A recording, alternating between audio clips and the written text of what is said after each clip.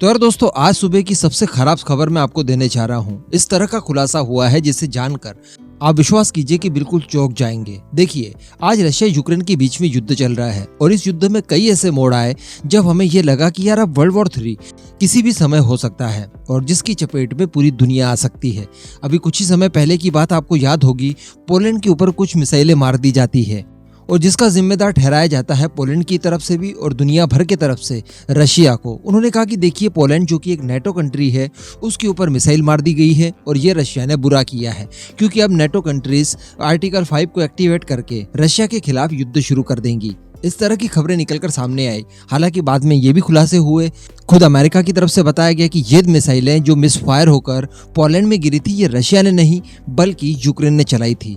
लेकिन दोस्तों, कल्पना करके देखिए कि ये तो यूक्रेन था। अगर मान लीजिए कि ऐसे देश के साथ रशिया का युद्ध शुरू हो जाता जो कि अमेरिका का एकदम खास अलाई है और दोनों के बीच में ट्रीटी भी है कि एक देश के ऊपर हमला यानी दूसरे देश के ऊपर हमला, इस तरह का समझौता है, वहां पर अगर रशिया युद्ध छेड़ देता तो क्या होता।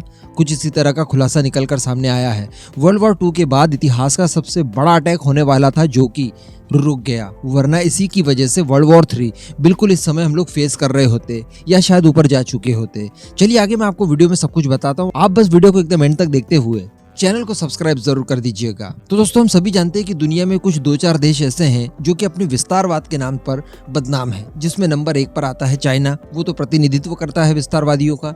लेकिन दूसरे नंबर पर बड़े दुख के साथ कहना पड़ रहा है कि इसमें रशिया का नाम भी आता है। रशिया भी विस्तारवादी सोच रखता है और वो अपना खोया वो एम्पायर वापस लाना चाहता है, और वो भी ऐसा एम्पायर जो कि उसका खुद का नहीं था सांस्कृतिक रूप से।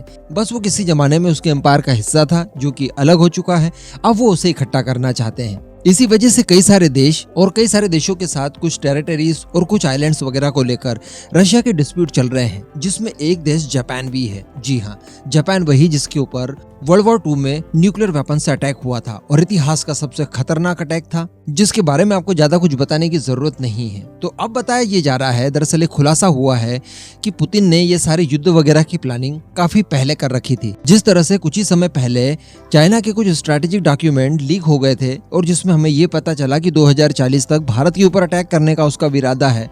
ठीक इसी तरह का कुछ प्लान व्लादिमीर पुतिन ने भी बना रखा था और 2020-21 में उनके निशाने पर था जापान। जी हाँ, यूक्रेन नहीं था बल्कि जापान था।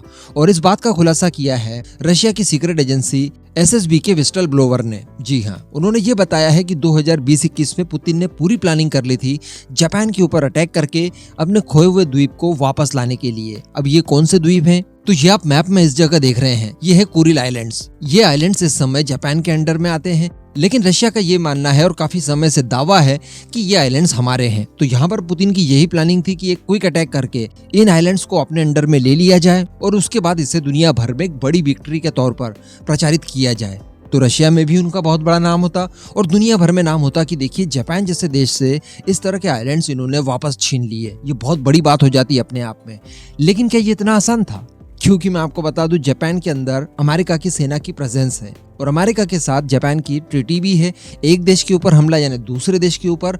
और ये ट्रीटी इतनी ज्यादा गहराइयों में साइन की गई है कि जापान के ऊपर हुए हमले के बदले में अमेरिका न्यूक्लियर वेपन्स का भी इस्तेमाल कर सकता है। जी हाँ, तो अब आप सोचिए कि अगर रशिया ने जापान के ऊपर हमला कर दिया होता तो क्या होता। अमेरिका को डायरेक्टली इस युद्ध में उतरना पड़ता और अगर ऐसी परिस्थिति आ जाती तो वर्ल्ड वॉर 3 बिल्कुल लिख लीजिए कि इस समय चल रहा होता या शायद खत्म हो गया होता हम सभी के साथ। और चलिए ये भी मान लेते हैं कि ये युद्ध अगर होता भी तो इस तरह से ज्यादा खतरनाक वेपन्स का इस्तेमाल नहीं किया जाता, ठीक है, लेकिन युद्ध डेफिनेटली अभी तक चल रहा होता। यूक्रेन की तुलना में जापान बहुत ज्यादा मजबूत है, परिस्थितियां बिल्कुल उल्टी होती इस समय। और जिस तरह से यूक्रेन को इस समय मदद मिल रही है वेस्टर्न कंट्रीज की, वो जापान को भी मिलती और जापान बहुत ही ज्यादा कड़ा संघर्ष कर सकता था रशिया के खिलाफ। ऐसी परिस्थिति में रशिया को भी अपने जो नेचुरल अलाइज है उनकी जरूरत पड़ती, वो उन्हें इकट्ठा करते और कहने का मतलब है गैंग वॉर जैसी यहाँ पर शुरू हो जाती। और ये सब आज जो लोग रो रहे हैं कि इन्फ्लेशन चल रही है या फिर हमारी करेंसी लगातार गिर रही है, GDP गिर रही है, लोगों के पास खाने की प्रॉब्लम है, एनर्जी की प्रॉब्लम है, मेडिसिन की प्रॉब्लम है, ये प्रॉब्लम्स कई गुना, जी हाँ, बिल्कुल हमारी उम्मीदों से ज्यादा खराब हो जाती। तो फिर क्या होता? वो तो अच्छा हुआ कि इन सारी चीजों का आकलन व्लादिमीर पुतिन ने पहले ही कर लिया और उसके बाद निशाना बनाया यूक्रेन को, न कि जापान को। अगर जापान को निशाना बना लिया होता तो समझ लीजिए कि बहुत ज्यादा तकलीफों में हम लोग पड़ सकते थे। तो कहने का मतलब ये जो हमला वगैरह हुआ है यूक्रेन के ऊपर, ये प्री प्लान है, काफी समय से इसकी तैयारियां कर रखी थी और यही सारी चीजें हमें देखने के लिए मिल भी रही हैं। यूक्रेन को लगभग पूरी दुनिया मदद कर रही है, उसके बावजूद रशिया अकेले के दम पर अभी तक टिका है और मजबूती से टिका है, बिल्कुल भी हार मानने की कोशिश नहीं कर रहा है। इसके पीछे का कारण है उसकी तैयारी। अब इस पूरे मुद्दे पर दोस्तों आपका क्या मानना है, नीचे कमेंट करके जरूर बताइएगा।